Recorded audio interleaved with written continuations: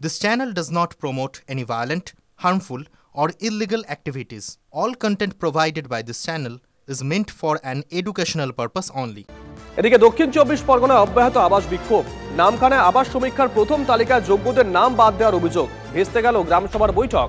বিক্ষোভের মুখে পড়তে হয় সরকারি কর্মচারী থেকে তৃণমূল পরিচালিত পঞ্চায়েত উপপ্রধানকে।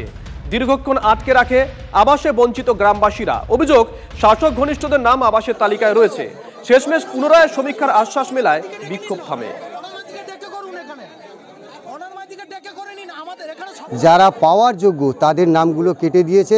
তারা কেউ বিজেপি করে, কেউ সিপিএম করে, তার জন্য তাদের নামটা কেটে বাদ দিয়ে দিয়েছে। যারা তাদের দল করে, যারা বিশেষ করে তৃণমূলটা করে, তাদেরকে তারা অ্যাকসেপ্ট বেশিরভাগ করেছে এবং যারা মূলত বিরোধী দল করে তাদেরকে তারা উদ্দেশ্য প্রণোদিতভাবে কেটে দিয়েছে। তালিকাই হচ্ছে গিয়ে তদন্তেতে অস্বচ্ছ এবং রাজনৈতিক প্রভাব। যারা যোগ্য ব্যক্তি তাদের নাম বাতিল করা হয়েছে, অযোগ্য ব্যক্তিদের নাম ঢোকানো হয়েছে। আমাদের তো আর পছন্দ হচ্ছে না। এক লোকে যার মাটির বাড়ি সে পাচ্ছে না, যার তিনতলা পাকা সে পাচ্ছে। তাহলে আমরা নিয়ে কি করব? আর একটা ভাই আমার মরবে। অনেকের যে যোগ্য বলে বিবেচিত হবে সেগুলো নিশ্চয়ই পুনর্বিবেচনা করে সিদ্ধান্ত গ্রহণ করা হবে। এদিকে হুগলির গুপ্তিপাড়ায় আবাস নিয়ে ক্ষোভ। পণ্ড গ্রামসভার বৈঠক। আবাসের তালিকা নিয়ে আলোচনা শুরু হতেই হট্টগোল শুরু হয় চেঁচামেচি। ঘটনাস্থলে আসে বলাগড় থানার পুলিশ। গ্রামবাসীদের অভিযোগ, গুপ্তিপাড়া 1 নম্বর পঞ্চায়েতের যোগ্যরা আবাসের ঘর পাননি। প্রধান উপপ্রধান নিজেদের এলাকায় লোকজনকে বেশি করে ঘর দিয়েছেন বলে অভিযোগ। নতুন করে সার্ভের দাবি তোলেন গ্রামবাসীরা। পঞ্চায়েতে তিরপলের সহায়তা নিয়ে এসে বাস করছে, কিন্তু সার্ভে আমরাই করিয়েছি। সেই সব লোকের ঘর বাড়িগুলো একটাও নাম আসেনি। হ্যাঁ, যেগুলো ঘর পাওয়ার যোগ্য নয় সেইগুলোই সব ঘরগুলো এসছে। এই সার্ভেগুলো নতুন করে হোক। আর এই প্রধান উপপ্রধান পুরো যতগুলো 16টা সদস্য মেম্বার আছে, এই মেম্বারগুলোকে নিয়ে কাউকে কোনো কিছু করেনি। প্রধান এবং উপপ্রধান দুজনেই ওরা মানে যা কিছু করার করেছে। এই যে ঘরের যে সার্ভে, এর সঙ্গে গ্রাম পঞ্চায়েতের কোনো ভূমিকা নেই। কেননা সরকারি নির্দেশ অনুযায়ী গ্রাম পঞ্চায়েতের কোনো সদস্য বলুক, গ্রাম পঞ্চায়েতের কোনো স্টাফ বলুক, তারা তাদেরকে সঙ্গে নেবে না।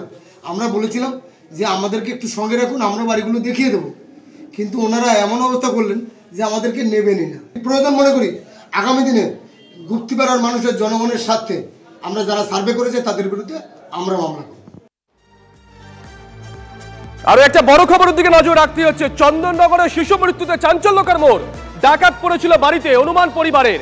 আলমারি থেকে টাকা গয়না চুরির দাবি পরিবারের তরফ থেকে। বড় খবর এই মুহূর্তের বড় খবরের দিকে নজর রাখছি। চন্দননগরে শিশু মৃত্যুতে চাঞ্চল্যকর মোড়।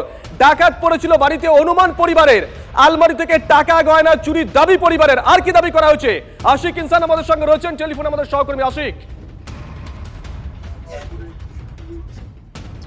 একেবারে শুভজিৎ, দেখো তোমাকে আমি জানাবো যে এই চন্দননগরের কুন্দুঘাটে গতকাল যে শিশু মৃত্যু, অস্বাভাবিক মৃত্যুর ঘটনা সামনে এসেছিল, সেই ঘটনায় কিন্তু এই মুহূর্তে আজ সকালবেলা চাঞ্চল্যকর একটি নয়া মোড় রয়েছে। এবং যেমনটা আমি তোমাকে জানাবো যে পরিবারের তরফ থেকে দাবি করা হয় যে গতকাল ডাকাত পড়েছিল এবং সেই ডাকাত দলেরাই ডাকাতি করতে এসেই শ্বাসরোধ করে খুন করে ওই শিশুটিকে, এমনটাই দাবি করা হচ্ছে পরিবারের থেকে। তবে গতকাল যখন এই ঘটনা সামনে আসে সেই সময় কিন্তু পরিবারের তরফ থেকে এই যে ডাকাতির ঘটনা, সেই ঘটনা কিন্তু জানানো হয়নি। সেই সময় বলা হয় যে শিশুটি বাড়িতে কার্টুন দেখছিল এবং তার দিদি কোচিং সেন্টারে গিয়েছিল। সেই সুযোগেই এবং যে সেই সময় সে ঘরে টিভি দেখছিল, সেই সময় তার মৃত্যু হয় কোনো কারণে। এবং বাড়িতে যখন পরিবারের লোকজন আসে তারা এসে তাকে অচৈতন্য অবস্থায় পড়ে রয়েছে এবং পরে চন্দননগর হাসপাতালে নিয়ে গেলে তাকে মৃত বলে ঘোষণা করে। এবং তারপরে কিন্তু আজ সকালবেলা যে শিশু মৃত্যু হয়েছে, সেই শিশুর পরিবারের দাবি, তার বাবার দাবি যে তাদের বাড়িতে ডাকাত পড়ে এবং যে আলমারি রয়েছে সেই আলমারিতে চাবি ঝুলছে এবং সেখান থেকে নগদ টাকা পয়সা খাওয়া গেছে। এই মুহূর্তে আমি ছবিটা দেখাবো যে চন্দননগর পুলিশ কমিশনারের যারা উচ্চ পদস্থ আধিকারিক রয়েছেন তারা এসেছেন এই শিশুর বাড়িতে তদন্ত করতে। এবং যারা আধিকারিক রয়েছেন তারা সব দিক খতিয়ে দেখছেন এবং যে এই যে এলাকা রয়েছে সেই এলাকার যে সিসিটিভি রয়েছে, অর্থাৎ এই যে কুন্ডুঘাট এলাকা, সেখান থেকে একদিকে যাওয়া যায় হচ্ছে জিটি রোড, সেই জিটি রোডের দিকে সিসিটিভি রয়েছে। সেই সিসিটিভিতে কারোর কোনো নজর আছে কিনা, তারা কাউকে কোনো দেখা যাচ্ছে কিনা, সেই সব দিক খতিয়ে দেখতে নজর থাকবে, নজর রাখো। আমি তো জানতাম না আগে, আজকে সকালবেলায় জানলাম যে ক্যাশ 40-45 হাজার টাকা মতন প্লাস গয়না নেই, লকারে ছিল।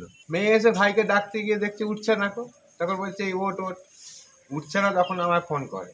লক্ষ্য করলো যে চাবিটা ঝুলছে আলমারিতে, আমাকে জিজ্ঞাসা করছে যে তুমি কি চাবি আলমারি খুলেছিলে? বললাম না, আমি তো আলমারি খুলিনি। তাহলে চাবিটা ঝুলছে, কাল থেকে আমাদের খেয়াল পড়েনি যে আলমারিতে চাবিটা লাগানো অবস্থায় ঝুলছে। তখন ও বললো আলমারিটা খুলে দেখো। আমি আলমারিটা খুলে দেখলাম, আমার লকারে ক্যাশ ছিল, কিছু গয়না ছিল, আর ব্যাগে ও মাইনের টাকা দিয়েছিল সেটাও রাখা ছিল। দরজাটা পুরো ভেজানো, বুঝেছেন? আমি হ্যাসবলটা জিতে ভুলে গেছি কোনো রকম, ভুল আমার। আমি ছেলেকে গায়ে হাত দিয়ে দেখিনি, দূর থেকে দেখেছি ঘুমোচ্ছে, চলে এসছি, নিচে কাজ করছি, আর আলমারির চাবিটাও খেয়াল করিনি। এদিকে ফের রাজ্যের বিরুদ্ধে অসহযোগিতার অভিযোগ তুলে সরব সুকান্ত মজুমদার। জমি জটের কারণেই রাজ্যে আজকে রেলের 61টি প্রকল্প ক্ষোভ সুকান্ত মজুমদারের। সেসব বিষয় নিয়ে রেলমন্ত্রীর সঙ্গে আলোচনা সুকান্তর, জট কাটাতে রাজ্য সরকারের সহযোগিতা চেয়েছেন সুকান্ত মজুমদার। শুধু তাই নয়, নতুন করে একাধিক রেল প্রকল্প চালু ও নতুন ট্রেনের বিষয়ে গুরুত্বপূর্ণ আলোচনা হয়েছে বলে জানান সুকান্ত।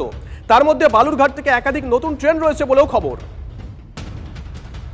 আমি মাননীয় রেলমন্ত্রী অশ্বিনী বৈষ্ণবজির সাথে দীর্ঘক্ষণ ধরে কথা বলেছি। পশ্চিমবঙ্গের আগামী দিনে কিভাবে রেলওয়ে ডেভেলপমেন্ট করা যায় সেই বিষয়ে বিস্তৃত আলোচনা হয়েছে। কোথায় কোথায় কনস্ট্রেন্ট আছে সেই বিষয়ে আলোচনা হয়েছে। পশ্চিমবঙ্গের রাজ্য সরকারের অসহযোগিতার জন্য প্রায় 60-61খানা প্রকল্প রেলের বন্ধ হয়ে আছে। সেগুলোকেও আমাদের যত শীঘ্র সম্ভব সেগুলোকে আমাদেরকে ধরাতলে আনতে হবে এবং আমরা পশ্চিমবঙ্গ সরকারের সহযোগিতা চাইছি, কারণ উন্নয়নের ক্ষেত্রে কোনো রাজনীতি হওয়া উচিত নয়। সল্টলেকের 2 নম্বর গেটের কাছে 2 বাসের রেষারেষিতে বলি হয় এক স্কুল পড়ুয়া। ঘটনায় উদ্বেগ প্রকাশ করে পরিবহন মন্ত্রীকে কঠোর পদক্ষেপ করার নির্দেশ দেন মুখ্যমন্ত্রী। সেই নির্দেশ মেনে বেপরোয়া বাসকে নিয়মে বাঁধতে কড়া বিধি আনছে রাজ্য পরিবহন দপ্তর। কি থাকছে তাতে, চলুন একবার খসড়ায় চোখ বোলানো যাক।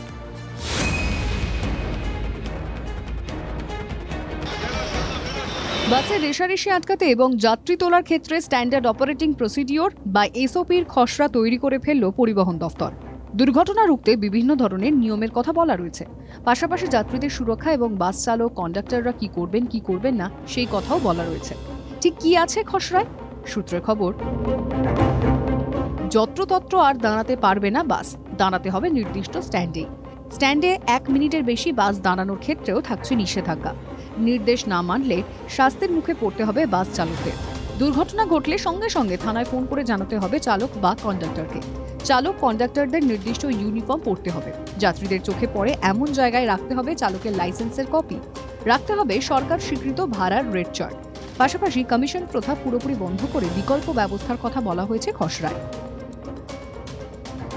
নির্দেশ আছে বাস মালিকদের জন্য। বলা হচ্ছে ট্রাফিক আইন থেকে শুরু করে যাত্রীদের সঙ্গে ব্যবহার সবটা শেখানোর জন্য বাস মালিকদের আরো গুরুত্বপূর্ণ ভূমিকা নিতে হবে।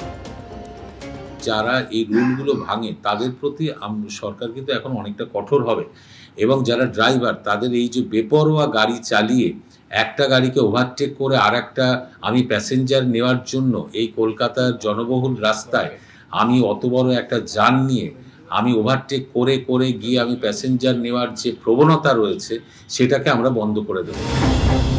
খসড়ায় অনুমোদন মিলেই বেসরকারি বাস চালক ও কন্ডাক্টরদের জন্য নিয়ম বিধি চালু হয়ে যাবে। কিন্তু সেই এসওপির খসড়া নিয়ে তৈরি হয়েছে চরম দ্বন্দ্ব, কারণ বেসরকারি বাস সংগঠনগুলি সেই খসড়া মানতে নারাজ। কারণ তাতে চালক এবং কন্ডাক্টরদের কোনো সুরক্ষার কথা বলা নেই, এমনকি যে কমিশন প্রথা তুলে দেওয়ার কথা বলা হয়েছে তা নিয়ে কোনো সমন্বয় বৈঠক পর্যন্ত করা হয়নি বলে দাবি তাদের। বলা হচ্ছে যে কমিশন তো কলকাতা হুগলি বাদে কোথাও তো নাই, অন্য অন্য রাজ্যেও তো কমিশন নেই। দুর্ঘটনা তো সেখানে হচ্ছে, কমিশন তো হচ্ছে ওলা উবেরে নেই, কমিশন তো বাইকে নেই, সেগুলো তো দুর্ঘটনা হচ্ছে। এটাকে কেন সামনে আসছে? সরকার যে পরিকল্পনা করছে তার যে খসড়া আমাদের প্রতিনিধি হিসাবে আমাদের কাছে পাঠানো উচিত, আমাদের কি মনোভাব, তারা কি বলছেন সেইটাকে মিলিয়ে দেখার যে পরিসর, সেইটা সরকার তৈরি করছে না। ব্যবসায়িক একটা দৃষ্টিকোণ তো আছেই পরিষেবা দেওয়ার সাথে সাথে, সেই দিকটাকেও সরকারকে ভাবতে হবে যে কিভাবে আমি একটা শ্রমিককেও বাঁচাবো। কারণ মান উন্নয়ন হচ্ছে, ডেভেলপমেন্ট হচ্ছে, সব কথাই সরকার ভাবছে, শ্রমিকদের কথাও সরকার ভাবুক, এটা আমরা প্রত্যাশা করি।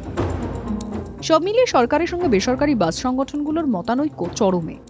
রাজ্যে পরিবহন নিগমের একাধিক কর্তাদের দাবি, যদি এই নিয়মবিধি চালু হয় তাহলে অনেক চালক এবং কন্ট্রাক্টরদের পক্ষে বাস শহরের বুকে নামানো সম্ভবপর হবে না। এখন দেখার বিষয় আদৌ চালু হবে কিনা এই নিয়মবিধি। ক্যামেরায় দেবব্রতের সঙ্গে শান্ত ভট্টাচার্য, টিভি9 বাংলা, কলকাতা।